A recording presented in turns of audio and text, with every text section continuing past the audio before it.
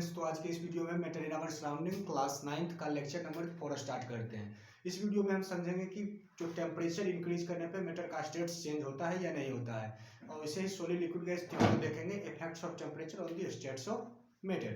तो स्टार्ट करते हैं। Effects of temperature on the states of matter. States of matter, तो सबसे पहले किसके ऊपर देखेंगे? सॉलिड के ऊपर देखेंगे फिर। तो सॉलिड का पार्टिकल्स कैसा होता है? क्लोजली पैक्ड रहता है, उसका पार्टिकल्स के बीच में स्पेस भी बहुत कम रहता है। जैसे आइस का एग्जांपल लेते हैं, ये क्या है? एक आइस है। अगर इसका टेम्परेचर अगर इंक्रीज करते हैं या डिक्रीज करते हैं तो सबसे पहले देखते हैं इंक्रीज के फैक्टर में। टेम्परेचर अगर इंक्रीज करते हैं तो क्या होगा? पार्टिकल्स के बीच में काइनेटिक एनर्जी जनरेट होगा, इसके वजह से पार्टिकल्स के बीच में मूवमेंट आएगा। तो मूवमेंट क्यों होगा? क्योंकि उसके बीच में थोड़ा सा स्पेस ज्यादा आएगा। फिर स्पेस क्यों ज्यादा आया? क्योंकि उसके बीच में फोर्स ऑफ अट्रैक्शन जो पूरा पहले ज्यादा था, मोर था, उसके कंपेरिजन में अब कम हो जाएगा फोर्स ऑफ अट्रैक्शन। इसी वजह से इसका फोर्स ऑफ अट्रैक्शन कम हो जाएगा, स्पेस आ जाएगा, तो इस पार्टिकल्स में मूवमेंट ज्यादा हो जाएगा। तो अगर हम इसका टेम्परेचर इंक्रीज करेंगे किसी सॉलिड का, तो क्या होगा? इंक्रीज करेगा उसका काइनेटिक एनर्जी और लेस फोर्स ऑफ अट्रैक्शन हो जाएगा। तो सबसे पहले किसके लिए देखेंगे? सॉलिड के लिए देखेंगे। Solid, first point, if we increase temperature, अगर टेम्परेचर इंक्रीज करेंगे तो इसका क्या कारण निकलेगा? पहला, kinetic energy, kinetic energy increases. Second, decrease force of attraction. Decreases FOA, decreases force of attraction between the particles, of solid. तो देख लिए टेम्परेचर इंक्रीज करने पर सॉलिड में क्या होता है? उसका बीच में काइनेटिक एनर्जी इंक्रीज करेगा और फोर्स ऑफ अट्रैक्शन कमेगा, इसी कारण से मूवमेंट पार्टिकल्स के बीच में ज्यादा होने लगेगा। ये कन्वर्ट किस चीज में हो जाएगा? तो सॉलिड था। टेम्परेचर जब इसका इंक्रीज किए क्या हुआ? Convert into liquid. तो क्या हो जाएगा? सॉलिड लिक्विड बन जाएगा। अब इसके बाद समझते हैं मेल्टिंग पॉइंट्स। जैसे आइस क्या हो रहा है? आइस एक सॉलिड फॉर्म है वाटर का, इससे बन रहा है H2O, वाटर, लिक्विड फॉर्म बन जा रहा है। तो सॉलिड से लिक्विड बना, अपना स्टेट चेंज कर रहा है। क्यों कर रहा है? क्योंकि टेम्परेचर इसका इंक्रीज कर रहे हैं। तो इसी प्रोसेस को क्या बोलते हैं? Melts, ice melts to form water. तो ये मेल्ट्स हो रहा है, इसी नाम से मेल्टिंग प्रोसेस बना है। तो मेल्टिंग क्या है? मेल्टिंग पॉइंट क्या है समझते हैं। Melting point, melting point, melting point, the temperature at which solid melts to form liquid. एक ऐसा टेम्परेचर, फिक्स्ड कांस्टेंट टेम्परेचर, एक ऐसा टेम्परेचर होता है जिसपे क्या होता है? सॉलिड जो रहता है वो मेल्ट्स करता है, पिघलता है और पानी बन जाता है, लिक्विड फॉर्म स्टेट से ले लेता है। The temperature at which solid melts to form liquid, solid क्या करता है? मेल्ट्स करके लिक्विड बनाता है। इसी को क्या कहते हैं? Melting point. इस टेम्परेचर को क्या बोलेंगे? Melting point. अब समझते हैं फ्यूजन क्या होता है। फ्यूजन, फ्यूजन एक प्रकार का ऐसा प्रोसेस है जिस प्रोसेस के through solid converted into liquid, it is the process in which solid melts to form, same definition, liquid। Definition same है लेकिन कहने का तात्पर्य अलग है। इसमें टेम्परेचर के बारे में बता रहा है, उस टेम्परेचर को हम बोल रहे हैं मेल्टिंग पॉइंट। इसमें प्रोसेस दिखा रहा है जिस प्रोसेस के थ्रू सॉलिड मेल्ट्स होकर के लिक्विड बन रहा है, उस प्रोसेस का नाम है फ्यूजन। और समझते हैं लेटेंट हीट क्या होता है। लेटेंट हीट क्या होता है? ये एक प्रकार का हीट है। Heat is a form of energy. Heat क्या है? एक प्रकार का एनर्जी है। तो लेटेंट हीट वो फ्यूजन में होता है। फ्यूजन क्या कर रहा है?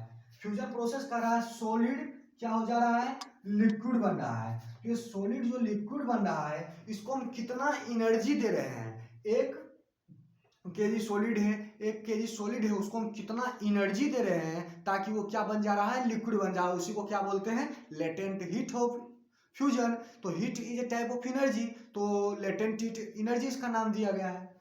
सर अगला definition, latent heat of fusion.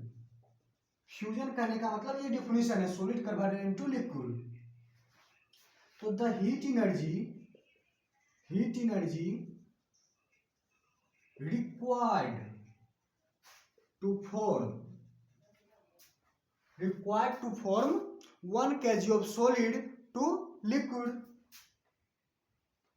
required to convert 1 kg of solid to liquid at atmospheric temperature या एटमॉस्फेरिक प्रेशर। तो लेटेंट हीट समझ आया क्या होगा, ऐसा हीट एनर्जी जो हम किसी सॉलिड को देते हैं, किस लिए देते हैं, तो उसका लिक्विड स्टेट में कन्वर्ट करने के लिए उसको। अब नेक्स्ट समझेंगे लिक्विड के ऊपर अगर टेम्परेचर इंक्रीज करते हैं तो इफेक्ट ऑफ टेम्परेचर क्या होगा।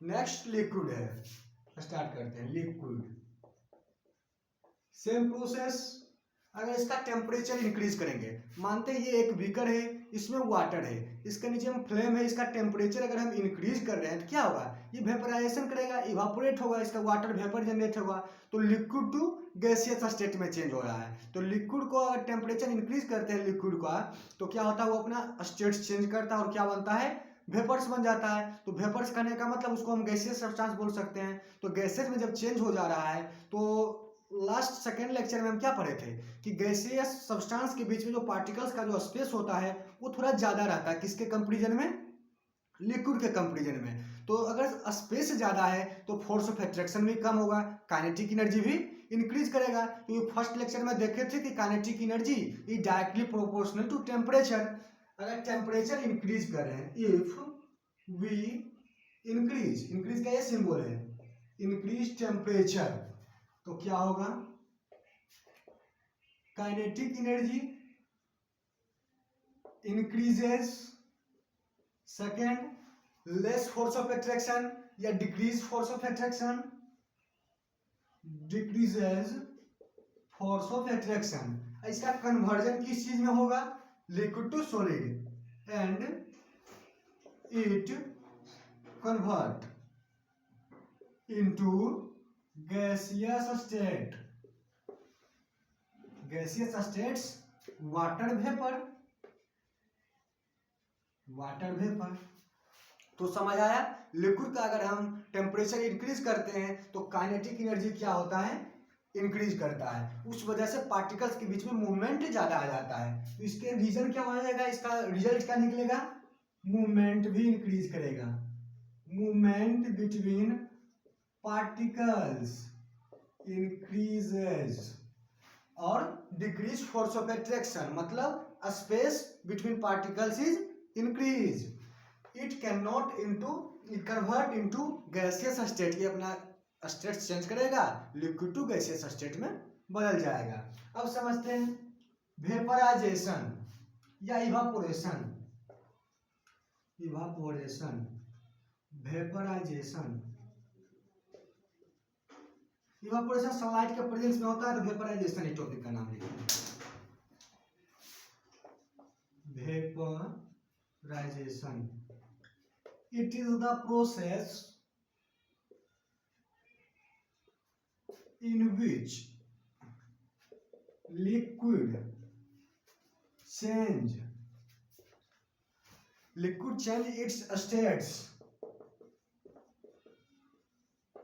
to form gases या to form vapor, this is called vaporization।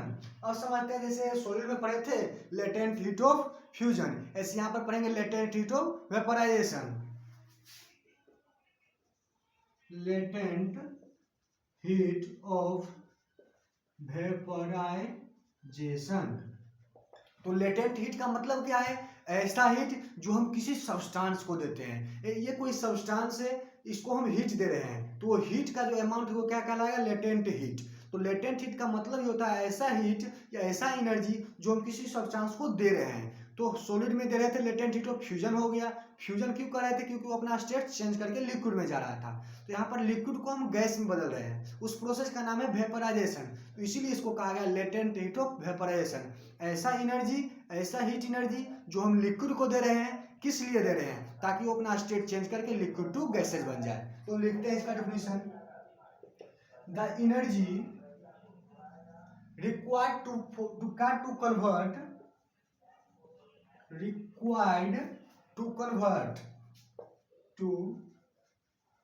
convert its states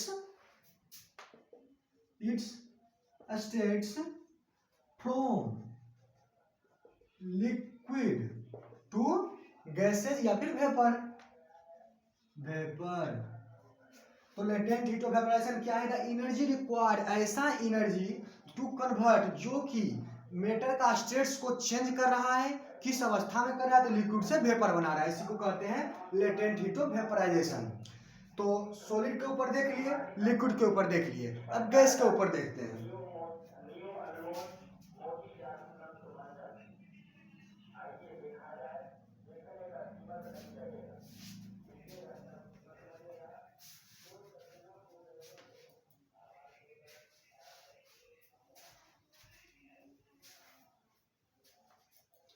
अभी तक हम सॉलिड और लिक्विड में क्या कर रहे थे? टेम्परेचर इंक्रीज कर रहे थे। अब देखते हैं गैस में अगर हम टेम्परेचर डिक्रीज करते हैं तो क्या होता है? गैसेज, फर्स्ट पॉइंट, अगर इसका हम टेम्परेचर डिक्रीज करते हैं तो ये क्या होता है? गैस का टेम्परेचर डिक्रीज करने से ये किस फॉर्म में आता है देखते हैं। If we decreases the temperature of gases, तो क्या होता है? ये अपना अवस्था चेंज करता है, क्या बनता है? गैस डायरेक्ट सॉलिड बन जाता है। समझते हैं, जैसे वाटर वेपर है, पानी को हम जब बॉयल करते हैं तो वाटर वेपर होता है। वाटर वेपर का क्या करेंगे? वाटर वेपर का अगर हम चेंज करेंगे, उसका टेम्परेचर डिक्रीज करेंगे तो वो सॉलिड बन जाता है डायरेक्ट। इस प्रोसेस को क्या कहते हैं? सब्लिमेशन। क्या होगा? Kinetic energy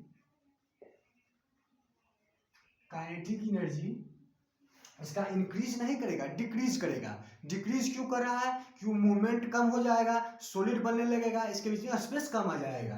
kinetic energy decreases, और इसके बीच फोर्स ऑफ एट्रैक्शन क्या होगा? मोर हो जाएगा, लेस नहीं होगा। मोर फोर्स ऑफ एट्रैक्शन मतलब क्लोजली पैक्ड हो जाएगा, स्पेस भी कम हो जाएगा। More force of attraction, space between particles decreases, kinetic energy decreases means movement between particles also decreases, movement between particles decreases। तो यहां तक क्लियर है? काइनेटिक एनर्जी डिक्रीज किया, इसी वजह से मूवमेंट बिटवीन पार्टिकल्स डिक्रीज किया। ऐसा क्यों हुआ? क्योंकि मोर फोर्स ऑफ एट्रैक्शन हो गया, सॉलिड बन रहा है गैस से, तो क्लोजली पैक्ड हो रहा है, तो स्पेस कम है, इसी वजह से ये सब हो रहा है। सबका रीजन बता दिए। अब देखते हैं ये क्या बनेगा। Gases converts into solid. अब इसी तथ्य से, इसी फैक्ट से एक डिफिनेशन आया है, वर्ड आया है sublimation.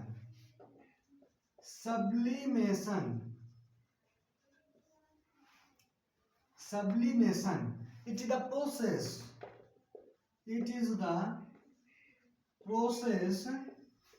in which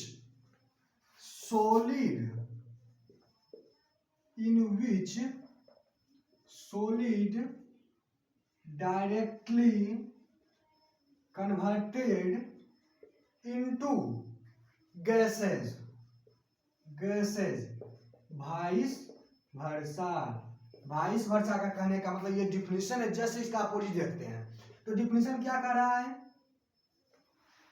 it is the process in which solid directly converted into gases. Solid direct gas बन रहा है बिना लिक्विड बने। तो वही अभी हम क्या बताए, गैस डायरेक्ट क्या बन जा रहा है, सॉलिड बन जा रहा है। लिक्विड बनता ही नहीं है गैस, डायरेक्ट सॉलिड बन रहा है। इसी वाइस वर्सा इसी के यूज करते हैं, इसका अपोजिट दर्शाने के लिए। तो गैस क्या कर रहा है, सॉलिड बन जा रहा है। इसी प्रोसेस को कहते हैं सब्लिमेशन। तो इसमें क्या होता है, काइनेटिक एनर्जी डिक्रीज करता है, मूवमेंट भी डिक्रीज करता है between particles, force of attraction भी ज्यादा हो जाता है, पार्टिकल्स पूरा क्लोजली पैक्ड हो जाते हैं, स्पेस कम हो जाता है। यही है, पहले देख लिए हम क्या देख लिए, effect of temperature on solid.